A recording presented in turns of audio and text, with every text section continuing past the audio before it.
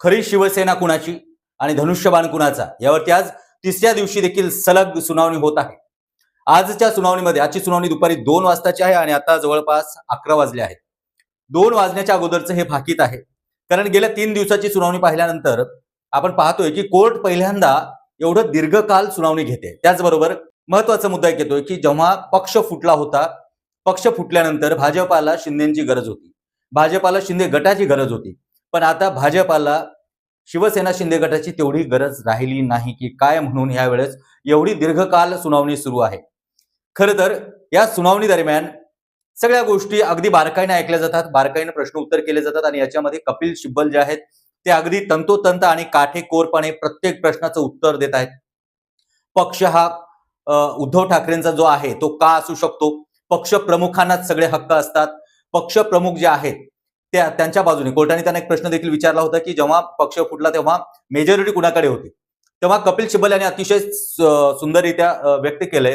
त्यांनी सांगितलंय की पक्ष प्रमुखाकडे मेजॉरिटीची गरज नसते, कारण तो पक्षाचा मेन प्रमुख आहे आणि जो प्रतोद निवडण्यात आला आहे, प्रतोद निवडण्याचा अधिकार हा शिंदे गटाला नव्हता, कारण प्रतोद जो होता, बीप जो होता तो वाजवला गेला होता, बजावण्यात आला होता ठाकरे गटाकडून.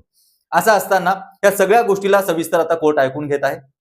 त्यामुळे आजची जी सुनावणी आहे आज सलग तिसरा दिवस आहे आणि तिसऱ्या दिवशी नक्की काय होतं सगळ्या महाराष्ट्राच्या नजरा आता या कोर्टाच्या निकालाकडे आहेत. आज निकाल लागतं का हे पाहणं गरजेचं आहे. बरं, त्यापेक्षा महत्वाचा मुद्दा तुम्हाला सांगायचं म्हटलं, या सुनावणी दरम्यान जेव्हापासून हे कोर्टामध्ये केस दाखल करण्यात आली तेव्हापासून आजपर्यंत 6 जज या ठिकाणी येऊन गेले, सरन्यायाधीश, आणि प्रत्येक सरन्यायाधीश पूर्ण ऐकण्यापूर्वीच त्याचं रिटायरमेंट व्हायचं किंवा तो निघून जायचा. पण आता यांचा जो कार्यकाल आहे, सरन्यायाधीश सूर्यकांत यांचा कार्यकाल आहे फेब्रुवारी 2027 पर्यंत आहे.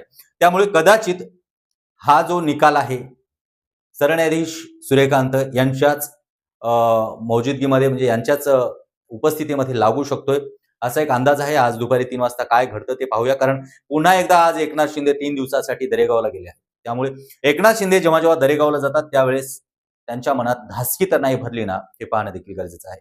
कारण आत्ताचा जो निर्णय आहे तो जरा वेगळ्या पद्धतीवरती येऊन थांबला आहे.